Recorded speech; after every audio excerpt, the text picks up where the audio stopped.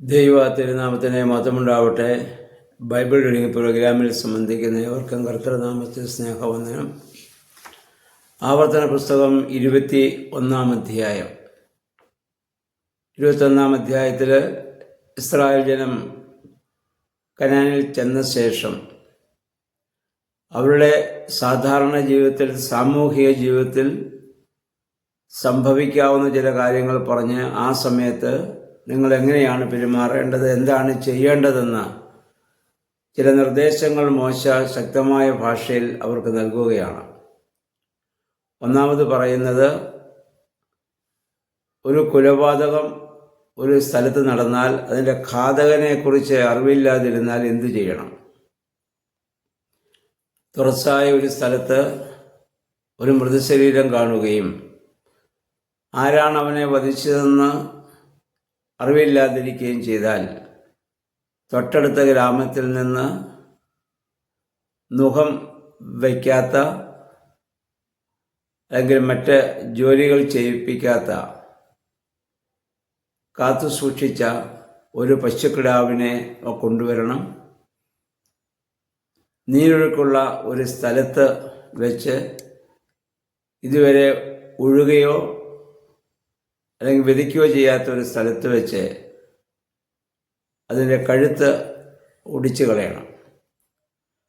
അതിനുശേഷം എല്ലാ പട്ടണത്തിൽ നിന്നുമുള്ള ഇസ്രായേൽ ജനത്തിൻ്റെ പ്രഭുക്കന്മാർ വന്ന് ഈ കഴുത്ത് ഒടിക്കപ്പെട്ട ആ മൃഗത്തെ തൊട്ട്, ഞങ്ങൾക്ക് ഇതിൽ പങ്കില്ല, ഈ കൊലപാതകം ഞങ്ങൾ ചെയ്തതല്ല എന്ന് അവർ സത്യം ചെയ്യണം.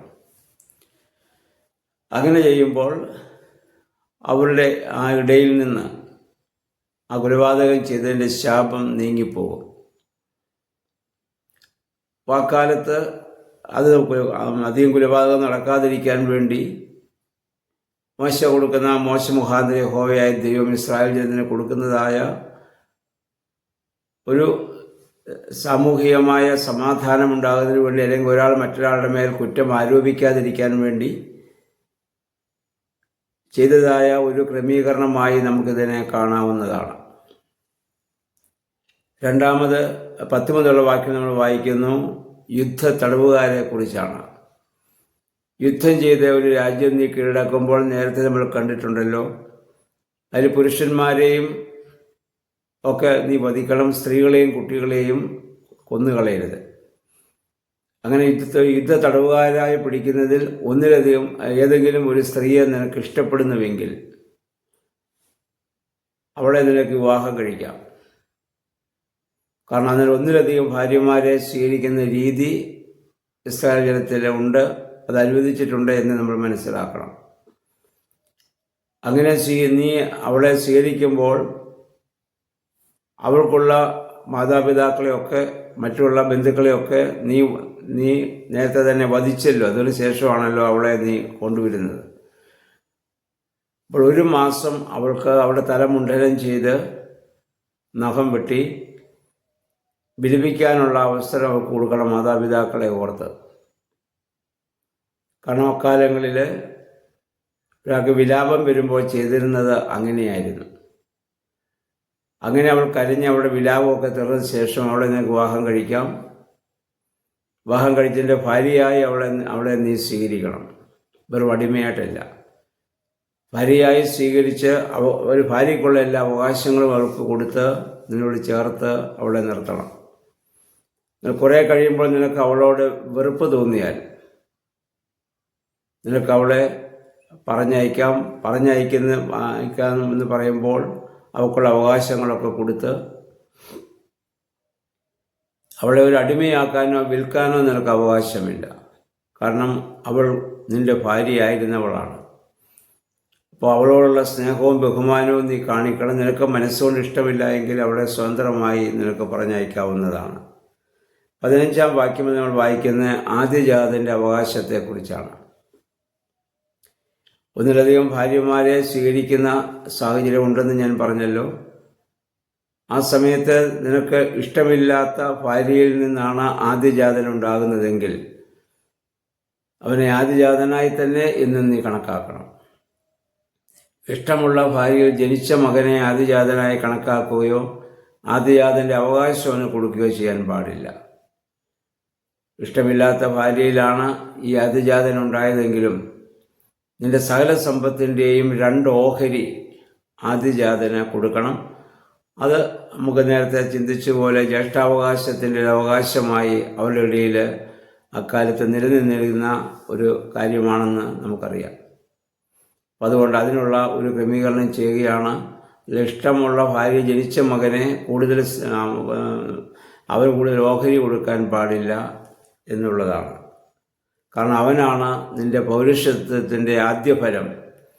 ദൈവം നിനക്ക് തന്ന ആദ്യഫലം അവൻ തന്നെയാണ്. പക്ഷെ നിൻ്റെ മനസ്സുകൊണ്ട് നിനക്ക് ഇപ്പോൾ അവൻ്റെ അമ്മയെ ഇഷ്ടമില്ലാതായി എന്ന് മാത്രമേ ഉള്ളൂ. പക്ഷെ അതുകൊണ്ട് അവനോട് നിനക്ക് വെറുപ്പ് തോന്നാൻ പാടില്ല. അവന് ഓഹരി കൊടുക്കണമെന്നുള്ളതാണ്. 18-ാം വാക്യം മുതൽ ധിക്കാരിയായൊരു മകനുണ്ടായാൽ എന്ത് ചെയ്യണം?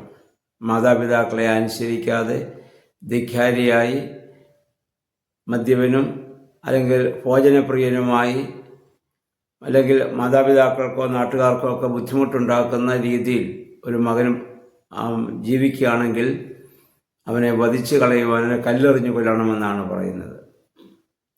കാരണം അങ്ങനെയുള്ളവരെ നിങ്ങളുടെ ഇടയിൽ നിന്ന് നിങ്ങൾ നീക്കിക്കളയണം. കാരണം നിങ്ങളുടെ ഇടയിൽ സമാധാനവും ശാന്തിയും ദൈവഭയവും അനുസരണവും ഒക്കെ ഉണ്ടാവണം. കാരണം അത് നിങ്ങളുടെ ജീവിതം നല്ല ഡിസിപ്ലിനുള്ള ഒരു ജീവിതമായിരിക്കണമെന്നാണ് അതിനർത്ഥം. അപ്പം അങ്ങനെയുള്ളവർ ജീവിച്ചിരുന്നാൽ മറ്റുള്ളവർക്ക് കൂടി അത് നാട്ടുകാർക്കും ദേശക്കാർക്കും എല്ലാം അവനൊരു ശല്യമായിട്ട് മാറും. അതുകൊണ്ട് അവനെ അവിടെ നിന്ന് ഒഴിവാക്കണമെന്നുള്ളതാണ്. പുതിയ നിയമത്തിൽ നമുക്കതിനുള്ള അവകാശമില്ല. പക്ഷെ പഴയ നിയമകാലത്ത് കൊടുത്ത ഒരു നിയമമായി നമുക്കിതിനെ കാണാവുന്നതാണ്. അതുപോലെ തന്നെ ഒരു കുറ്റക്കാരനാണെന്ന് തെളിഞ്ഞ് അവനെ ശിക്ഷിക്കുകയാണെങ്കിൽ അവനെ മരത്തിൽ തൂക്കിക്കൊല്ലണം. കാരണം മരത്തിൽ വധിക്കപ്പെടുന്നവനൊക്കെയും ശപിക്കപ്പെട്ടവൻ എന്നുള്ളതാണ് പഴയ നിയമകാലത്തെ നിയമം. എന്നാൽ അവനെ അങ്ങനെ വധിക്കപ്പെടുന്നവനെ രാത്രിയിൽ മൃതശരീരം അതിൽ തൂങ്ങിക്കിടക്കാതെ വധിച്ച ശേഷം അവനെ സന്ധ്യയാകുന്നതിന് മുൻപ് തന്നെ ഇറക്കി അവനെ സംസ്കരിക്കണം. ഇത് നമ്മുടെ കർത്താവിൻ്റെ ക്രൂശീകരണവുമായി ബന്ധപ്പെട്ട് നമുക്കറിയാവുന്നതാണ്.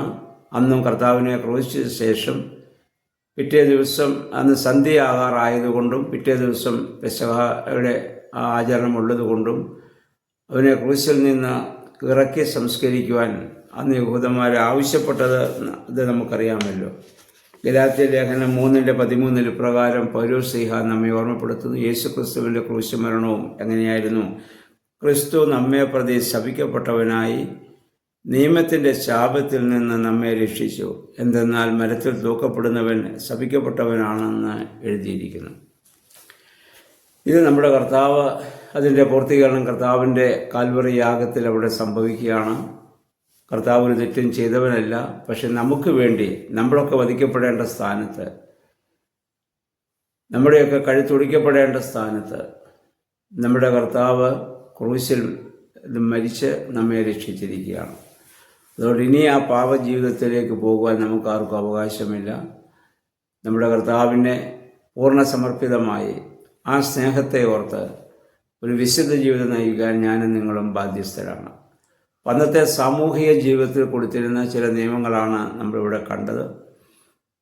അതുകൊണ്ട് നമ്മുടെ ജീവിതത്തിലും സാമൂഹിക ജീവിതത്തിൽ അതാത് കാലാകാലങ്ങളിൽ ഗവൺമെൻറ് നൽകുന്ന നിയമമനുസരിച്ച് സമാധാനത്തോടും ശാന്തിയോടും ദൈവാനുഭവത്തോടും ജീവിക്കാൻ നമുക്കിടയാകണം.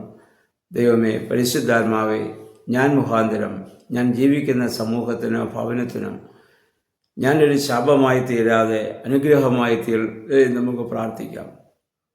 ഓരോ ദിവസവും പ്രഭാതത്തിൽ ഈ പ്രാർത്ഥനയോടുകൂടി നമുക്ക് ജീവിതം ആരംഭിക്കുന്നു. ദൈവമേ, ഇന്ന് ഞാനൊരു അനുഗ്രഹമാകണം. എൻ്റെ വാക്കുകളോ എൻ്റെ ചിന്തകളോ എൻ്റെ പ്രവൃത്തികളെയോ ആരെയും മാനസികമായി കൊല്ലുന്ന, മാനസികമായി തകർക്കുന്ന, അല്ലെങ്കിൽ മറ്റുള്ളവർക്ക് ബുദ്ധിമുട്ടുണ്ടാക്കുന്ന വാക്കുകളോ പ്രവൃത്തികളോ ചെയ്യുവാൻ എനിക്കിടയാകരുത്. ശാന്തിയുടെ, സമാധാനത്തിൻ്റെ, സന്തോഷത്തിൻ്റെ വാക്കുകളും പ്രവൃത്തികളും ചെയ്യുവാൻ എനിക്കിടയാകണമേ എന്ന് ഓരോരുത്തരും പ്രാർത്ഥിച്ചുകൊണ്ട് ജീവിതം ആരംഭിക്കുകയാണെങ്കിൽ നമ്മുടെ ജീവിതം തന്നെ ഒരു സ്വർഗ അനുഭവം, ഈ ഭൂമി തന്നെ ഒരു സ്വർഗമായി തീരും. അതാണ് ദൈവരാജ്യത്തിൻ്റെ പൂർണ്ണത. അതിലേക്കാണ്, ഈ പ്രപഞ്ചത്തെ നയിക്കാനാണ് ദൈവത്താൽ നമ്മൾ വിളിക്കപ്പെട്ടിരിക്കുന്നത്. ദൈവമേ പരിശുദ്ധാത്മാവേ, അതിന് ഞങ്ങളെ ശക്തീകരിക്കണമെന്ന് പ്രാർത്ഥിച്ച് അപ്രകാരം ജീവിപ്പാൻ നമ്മെ തന്നെ പൂർണ്ണമായി സമർപ്പിക്കാം. ദൈവം അതിന് നമ്മെ സഹായിക്കുമാറാകട്ടെ.